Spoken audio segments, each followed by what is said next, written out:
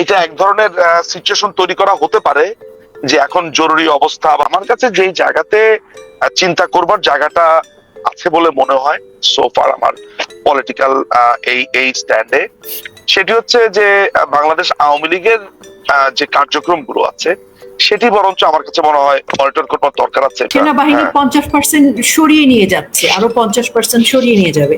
তাহলে এই যে আপনি বলছেন না যে একটা আতঙ্কজনক পরিস্থিতি তৈরি হবে, তো সেনাবাহিনী যখন 50% চলে যাবে, তাহলে এই যে এই পরিস্থিতিটাতে কি হচ্ছে? আজকে যখন আন্তর্জাতিক বিশ্ব তার গুরুত্ব বুঝতে পেরেছে, তাকে আনছে, এগুলো কিন্তু আপা এক ধরনের সিম্বল। পৃথিবীর ইতিহাসে, দ্য হিস্ট্রি অফ পলিটিক্সে এই ধরনের ঘটনা ঘটেছে, সেই রাষ্ট্রপ্রধান আর ব্যাক করতে পারেনি। বাংলাদেশ তার এক অদ্ভুত দৃষ্টান্ত, যে সারা দেশের মানুষ বলছে আগে ভালো ছিলাম। আপা এবার আপনি খোঁজ নেন, তিউনিসিয়াতে খোঁজ নেন, লিবিয়াতে খোঁজ নেন, ইরাকে খোঁজ নেন, ইরানে খোঁজ নেন, আপনি হাইতি, পানামা, গুয়াতেমালা, নিকারাগুয়া, যেখানে যেখানে এরা এইসব ডিজাস্টার করেছে আমেরিকা, বাংলাদেশে মানুষ বলছে আমরা শেখ হাসিনারে চাই। শেখ হাসিনা তো বাংলার নদীর মতো আপা। এই দেশের পুরো সমগ্র শিরা উপশিরাতে নদী। আপনি খালি নদীর এমন এমন নদী আছে, অনেকটা আপনার শরীরে যদি রগ না থাকে রক্ত প্রবাহিত হবে। এই শেখ হাসিনা ছাড়া তো এই দেশ চলবে না আপা। আপনি চান কিংবা না চান, কিংবা না চান, ওরা তো চায় নাই। এখনো তো চালের বস্তার ভিতরে লেখা শেখ হাসিনার উপহার, যাবে কোথায়? এই নেত্রীকে আপনি দূরে রাখবেন কিভাবে? অনেকে অভিমান করতে পারে, কোনো কারণে দুঃখ পেতে পারে। You can not forget her, you can not avoid. তিনি, আমরা পড়েছি না, এই পদ্মা, এই মেঘনা, এই যমুনা নদীর তটে আমার রাখাল মন গান গেয়ে যায়। শেখ হাসিনা এই বাংলাদেশের পদ্মা, মেঘনা, যমুনা। শেখ হাসিনা এই বাংলাদেশের মাতামুহুরী নদী, কিংবা এই বয়ে চলা বংশী নদী, এই বয়ে চলার নাম না জানা সাঙ্গু নদী, অনেক নদী তিনি, এই নারী ও নদী, এই দেশের মধ্য দিয়ে তিনি বয়ে চলেছেন। আপনি ওই নদীতে না চড়তে পারেন নৌকা নিয়ে, but you can not avoid. এটাই শেখ হাসিনা। সো এখানে আমি একটা কথা বলি, Awami League is the answer, Sheikh Hasina is the answer. অনেকে বলে উত্তর প্রশ্নপত্র কোনটা? আমি বলি কোশ্চেন পত্রও তিনি, উত্তর পত্রও তিনি। একদম এটি একটি দীর্ঘ প্ল্যান। সেটি হচ্ছে যে আমেরিকানরা মনে করে যে তাদের যে বার্মা প্ল্যান আছে, তাদের যে পার্বত্য চট্টগ্রাম যে প্ল্যানটা আছে, এইটা আপনাকে বললে আপনি ইলেকশনটা বুঝতে পারবেন। আমি আপনাকে আরেকবার একটু সামারিটা বলি। বেসিক্যালি তারা বলতে চাচ্ছে আমেরিকা যে এখানে গণহত্যা হয়েছে, চায়না এক ধরনের সাহায্য করেছে। চায়নার কথাটা সামনাসামনি না আসলো, তারা বলেছে যে এইখানকার খনিজ সম্পদ গুলো তারা উত্তোলন করে ব্যবহার করে এইটার টাকা দিয়েই তারা এই ধরনের গণহত্যা করেছে, তাদেরকে বিচারের আওতায় আনতে হবে। আপনার মিয়ানমারে কোনো ধরনের গণতন্ত্র নেই, এখানে গণতন্ত্রের প্রয়োজন রয়েছে। এইসব নানান ধরনের কথাবার্তা বলে আমেরিকা 2022 সালের এপ্রিলে তাদের বার্মা অ্যাক্ট আমরা সামনে দেখতে পাই। ওই বার্মা অ্যাক্ট যদি আপনার সাকসেসফুল হতে হয়, তাহলে বাংলাদেশ জিওপলিটিক্যালি একটা গুরুত্বপূর্ণ জায়গা। আচ্ছা, নাম্বার 1, মহেশখালী এবং সেন্ট মার্টিন অর্থাৎ পুরো চিটাগং অঞ্চল জুড়ে এদের একটা সাম্রাজ্যর প্রয়োজন রয়েছে। এই আপনি একটু খেয়াল করবেন, আজকে থেকে প্রায় 2 থেকে 3 বছর আগে বাংলাদেশ আওয়ামী লীগের সময়ে হঠাৎ করে চায়না একটা প্রস্তাব দিয়েছে যে চায়না তারা চিটাগংকে মেগা সিটি করতে চায়। আমি জানি না আপনি মনে করতে পারেন কিনা, তখন সরকারের তরফ থেকে এটাকে রিজেক্ট করা হয়েছে। চায়না কিন্তু আমেরিকার এই পরিকল্পনার কথা আগে থেকে জানতো, যে এই রিজিয়ন, এখন এই রিজিয়নে কি আছে, মহেশখালীর মতো একটা জায়গাতে তারা একটা বেস চাচ্ছে।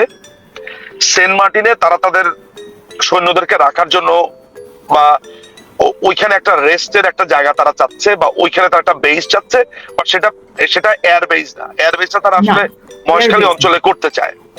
দুটো, তারা পোর্টের নিয়ন্ত্রণ চাচ্ছে, আর তারা ব্লক গুলোর নিয়ন্ত্রণ চাচ্ছে, গ্যাস ব্লকের। অর্থাৎ তারা বাংলাদেশের ওই অঞ্চলটাকে ক্যাপচার করে ফেলতে চায়। কারণ ও আপনার এটাকে অরুণাচল, মানে নাগাল্যান্ড, তারপর হচ্ছে যে আসাম, ওই সাইডটাতে তাদের একটা বড় ধরনের আপনার নিয়ন্ত্রণের প্রয়োজন আছে। আপনি দেখেছেন সেখানে কুকিচিনের উত্থান, পরবর্তী সময়ে এই কুকিচিনের উত্থানের ফলে সেই জায়গাতে আপনার অস্থিরতা তৈরি হওয়া।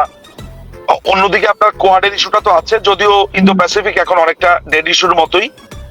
এই ব্যাপারগুলোকে যদি আপনি বিবেচনা করেন, এই ব্যাপারগুলো সর্ট আউট করার জন্য আওয়ামী লীগের কাছে বারবার এসেছে পশ্চিমারা। তো পুরো ব্যাপারটা আওয়ামী লীগের কাছে দাঁড়িয়েছে যে আমি থাকতে আমার দেশে তুমি আমাকে উপনিবেশ, আমি কি একটু উপনিবেশ করতে পারি? ব্যাপারটা এমন যে আমি আপনাকে এসে বললাম যে প্রাচী আপা, আমি কি আপনার বাসাটা দখল করতে পারি? ভদ্রভাবে বললাম। তো হয়েছে এমন যে আমেরিকা এসে আপনার নেত্রীকে বলছে আমি কি একটু বাংলাদেশটা দখল করতে পারি? তো এই আবদার তিনি মেটাতে পারেননি, মেটাবেন না, তিনি বঙ্গবন্ধু কন্যা। ফলে তাদেরকে একটা নতুন কেয়ারটেকার খুঁজতে হয়েছে। যেহেতু বঙ্গবন্ধু কন্যা সাম্রাজ্যবাদীদেরকে এখানে বিস্তার করতে দেন নাই, তিনি তার দেশ চালিয়েছেন জনগণের জন্য, সিম্পল। এখানে এমন না যে তিনি আমেরিকার উপরে খুবই নাখোশ, এমন না যে আমেরিকা তার শত্রু। তিনি বঙ্গবন্ধুর নীতিতেই আপনার অলওয়েজ বজায় রেখেছেন। তার নীতিটা কি? কারোর সাথে বন্ধুতা, কারোর সাথে শত্রুতা নয়, সবার সাথে বন্ধুত্ব। এটা তো আমাদের ফরেন পলিসি, আপনি নিশ্চয়ই জানবেন। আমাদের ফরেন পলিসি এটা, যে সবার সাথে বন্ধুত্ব, কারোর সাথে শত্রুতা নয়। তো আমরা তো জোট নিরপেক্ষ রাষ্ট্র, স্বাভাবিকভাবে আমরা এসব ঝামেলাতেই যাইনি, আমরা কোনো জোটে ফোটে নাই। তো আলটিমেটলি ঘটনাটা যেটা হয়েছে সেটা হচ্ছে যে তাদেরকে তখন হামিদ কারজাইয়ের খোঁজে নামতে হয়েছে। তো বাংলাদেশে ভালো হামিদ কারজাই কে? ওই একটারে নোবেল দিছিলাম না, আমাদের তো পকেট একটা আছে, বের করো তাকে। অনেক বছর ধরে লালন পালন করেছে, আন্তর্জাতিক ভাবে মেডেল টেডেল দিয়েছে, তো বের করো। আর এর সৈন্য কারা? তো কত 8-9 বছরের সৈন্যকে রেডি করেছে, নানান ভাবে পরিকল্পনা করেছে। ফলে এখন এদেরকে যদি আমেরিকা না আনতে পারে, তাহলে 24 আর 16 যেই ঘটনাটা তারা ঘটিয়েছে সেটা তো আবার ব্যর্থ হয়ে যায়। ওরা না পেরেছে আওয়ামী লীগকে চিরতরে নিঃশেষ করতে, না পেরেছে আপনার এখানে নেত্রীর মানে আওয়ামী লীগকে ব্যান করতে, কিছুই করতে পারেনি। ফলে তাদেরকে কমপ্লিটলি ব্যর্থ হতে হবে তারা যদি এই পলিসিকে আপনার ইমপ্লিমেন্ট করতে না পারে। আপনি জেনে থাকবেন যে ভারতের কালাদান নামে একটা প্রজেক্ট আছে, কালাদান প্রজেক্ট বলে এটাকে। বিরাট বড় রাস্তা, ওইখানে যে সমুদ্রের ওইখানে ওই যে পোর্টের একটা বিশাল রোড ইনিশিয়েটিভ, এটা একটা বড় বিনিয়োগ আছে ভারতের। চায়নার একটা হিউজ ইন্টারেস্ট প্রভাব আছে, আপনি জানেন। এই দুটো মহাশক্তিধর রাষ্ট্রকে ডিল করতে হবে বাংলাদেশের ঘাড়ে পাড়া দিয়ে। সো এবার বোঝেন যে কোথায় যাবে সামনের সময়ে অবস্থাটা। ফলে এই ইলেকশনটা কিন্তু আসলে আমি আপনাকে যে আমেরিকান পলিসি বলেছি, এই পুরাটাই হচ্ছে এইটাকে কেন্দ্র করে হবে। আপনার বিএনপি কে দিয়ে এই পলিসি তারা করতে পারবে না। কেন পারবে না? বিএনপি কে দিয়ে তারা করতে না পারার একটা রিজন আমি দেখি এইভাবে, যে এন্ড অফ দ্য ডেতে জামাত ইসলামী তো ধরেন রাজাকারের পার্টি, ওরা এই সংবিধান কোনোদিনই চায়নি। এই সংবিধান তাদের কাছে শুরুতেই অপাঙ্ক্তেয়। এনসিপির তো আসলে কোনো অস্তিত্বই নাই, ওরা তো ওদেরই সন্তান। বিএনপির জন্য একেবারে মুক্তিযুদ্ধকে অস্বীকার করা, একেবারে সংবিধানকে অস্বীকার করা ইজ এ কোয়াইট টাফ। কারণ তাদের দলেও মুক্তিযোদ্ধা আছে, তাদের দলেও এমন লোকেরা আছে যারা এক সময় আপনার এই সংবিধানের জন্য কাজ করেছিল, এমন ব্যক্তিরাও আছে। ফলে তাদের জন্য পলিটিক্যালি কোয়াইট টাফ যে এই নীতি থেকে সরে আসা, যেটা আমি মনে করি একেবারে। তবে আমার কাছে মনে হয় যে আমেরিকা বিএনপির ঘাড়ে পাড়া দেওয়ার থেকে তাদের যে জামাত এবং এনসিপির ঘাড়ে পাড়া দেওয়াটাকে, তার মানে কি আপা, এই যে আমি আপনাকে এতক্ষণ বললাম, এখানে বেদনার অংশটা কোনটা বলেন তো? আমরা আমাদের রাজনীতিকে নিয়ন্ত্রণ করছি। আজকে যদি বুঝতাম যে আমাদের রাজনীতিকে আমরা নিয়ন্ত্রণ করছি, তাহলে আমি আপনাকে একটু প্রবোধ দিতে পারতাম যে আপা আমরাই তো নিয়ন্ত্রণ করছে 14-15 হাজার মাইল থেকে আসা এক পশ্চিমা শক্তি। বাংলাদেশ ইটসেলফ, এই বাংলাদেশের ঠিকানাটা কি?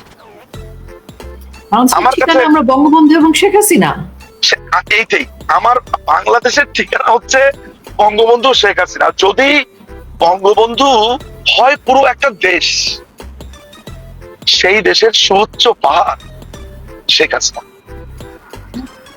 আপনি যখন শেখ হাসিনাকে দেখেন, আপনি কি তাকে মনে করেন যে তার কাছে যাওয়া যাবে না, ছোঁয়া যাবে না? তিনি এমনি কথা বলে না।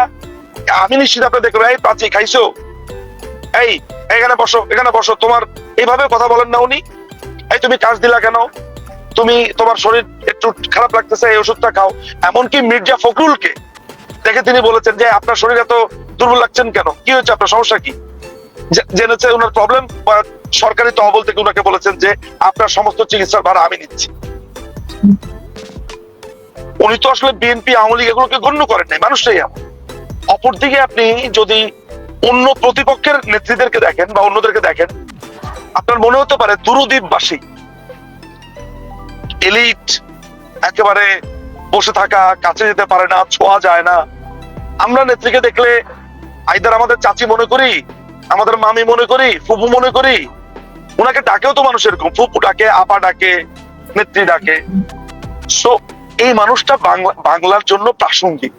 মানে একদমই মনে হয় কি যে শেখ হাসিনা মানে উনি এরকম যে মানে আওয়ামী লীগ না এখন আর, মানে 5ই আগস্টের পরে আমার কাছে একটা খুব সিগনিফিকেন্ট ভালো লাগা কাজ করে, যেটা আমি না বলে পারলাম না, আমি দুঃখিত। সেটা হচ্ছে যে বঙ্গবন্ধু কন্যা এখন আর আওয়ামী লীগে নেই। ওই যে 1 কোটি নারী, 1 কোটি মানুষ যাদেরকে উনি কার্ড করে দিয়েছেন ন্যায্য মূল্যে খাবার, চাল টালের জন্য, তারা তো কেউ আওয়ামী লীগ না। যাদেরকে গুচ্ছগ্রামে ঘর দিয়েছে, তারা কি কেউ আওয়ামী লীগের পদ পদবি না, তারা বাংলার মানুষ, প্রান্তিক জনগোষ্ঠী। তো এইসব মানুষদের নিয়ে তিনি আসলে একটা মায়ের মতো, মনে হয় যে ওই যে বৃষ্টির দিনে এরকম বড় ডানা মেলে বাচ্চাদেরকে আঁকড়ে রাখে না, ওরকম করে আঁকড়ে রেখেছিলেন। আপনি তো পারতেন এই পুরো ঘরটাতে না ঢুকতে, জীবন যাপন করতে পারতেন আপনি আপনার জীবন। আপনি লড়াইয়ে ঢুকলেন কেন আপা? আমি এই লড়াইয়ে ঢুকলাম কেন? আমরা এই লড়াইয়ে ঢুকলাম কেন? বহু মানুষ দেশ যারা কোনোদিন আওয়ামী লীগ করেনি।